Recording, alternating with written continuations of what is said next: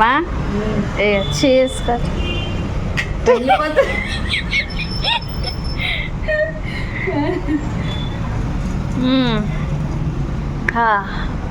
హాయిగా ఉంది. గాలి కూడా వేస్తే ఇంకా బాగుండేది. అవును, గాలి వేయలేదు. చక్కగా బయటలా కూర్చుంటే ఎంత హాయిగా ఉందో. సూపర్ ఉంది. మా చిన్నప్పుడు మేమైతే బయటే పడుకునేవాళ్ళం తెలుసా. మొత్తానికి చెప్పేదాను కదా, తాతయ్య నాన్నమ్మ అలా పడుకుంటే అలా మంచి వేసి అలా పడుకోబెట్టేసేవాళ్ళు. చిన్నప్పుడు దెయ్యం స్టోరీలు కూడా చెప్పేదారు. పడుకుంటే దెయ్యాలు వచ్చి పట్టుకెళ్ళిపోయి ఎక్కడో పెట్టేసేయి అని చెప్పేసి. మంచాలు తీసుకెళ్ళి వేరే చోట పెట్టేయండి. నాకు తెలీదు, నాకు పెద్దవాళ్ళు చెప్తే నేను నీకు చెప్తున్నాను. అదే అంటున్నాను. అక్కడ పడుకునేవారండి. ఆ మంచం వెళ్ళి ఎక్కడో ఉండేదండి. ఒకవేళ మధ్యలో చూస్తే ఏమో మరి భయం. దెయ్యాలు పట్టుకొని లెగరు కూడా తెలివితేటలైన లెగరు. అది కానీ బయట ఇలాగా ఆరు బయట పడుకోవడం అన్నది, కూర్చొని మాట్లాడుకోవడం అన్నది ఎప్పుడు మా చిన్నప్పుడు విషయం. ఇప్పుడున్న ఇంట్లోంచి బయటికి రావడానికే లేదు ప్లేస్ అసలు.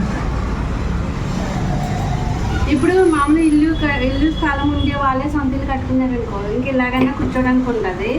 అదే ఫ్లాట్లు తీసుకుంటారు చూడు, రూమ్ లోపలే, ఇంకా బయటకు వస్తే వేరే వాళ్ళు. ఆ గుమ్మ ఈ గుమ్మ అన్ని కనపడతాయి. ఇంకా బయట కూర్చోడానికి కూడా ఉండదు అసలు. ఆ ఆనందాలు వేరు, అప్పటి రోజులు వేరు, ఆ సంతోషాలు వేరు. అసలు ఆ రోజులు గుర్తు తెచ్చుకుంటే సూపర్.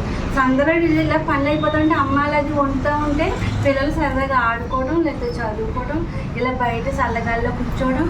ఫ్యాన్ కావాలి, కూలర్ కావాలి, ఏసీ కావాలి, ఏముండే కాదు. బయట హాయిగా కూర్చొని మాట్లాడుకోవడం ఇవి అప్పుల్లో. మా చిన్నప్పుడేమి టీవీకి వెళ్ళి కూర్చునేవారు కాదు అసలు. తర్వాత కేబుల్ కలెక్షన్ వచ్చింది, అప్పటి నుంచి స్టార్ట్ చేశారు. ఎవరింటికా టీవీ ఉండే వాళ్ళ ఇంటికాడికి పరిగెట్టేది. సండే వచ్చిందంటే పరిగెట్టేయడమే సినిమాకి. మళ్ళీ శుక్రవారం సిత్తులారా హరి అని పాటలు వచ్చి ప్రత్యేకించి పాటలు వేస్తాడు అనమాట ఒక అరగంట. ఆ పాటలు ఎందుకంటే పరిగెట్టేది టీవీ గడికి. ఎవరింట్లో టీవీ ఉంటే వాళ్ళ ఇంటికాడికి. కానీ ఇలా కూర్చోవాలనిపించింది. మాది పాత రోజులు గుర్తుకొచ్చినాయి నాకైతే. హాయిగా ఉంది. పైగా కరెక్ట్గా జ్యూస్ ఒకటి తెచ్చిచ్చావు, సూపర్.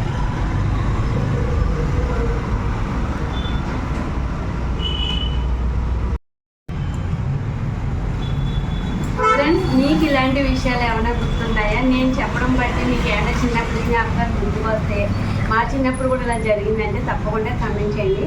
మీకు మీ ఫ్యామిలీ అందరికీ కూడా గుడ్ నైట్ ఫ్రెండ్స్.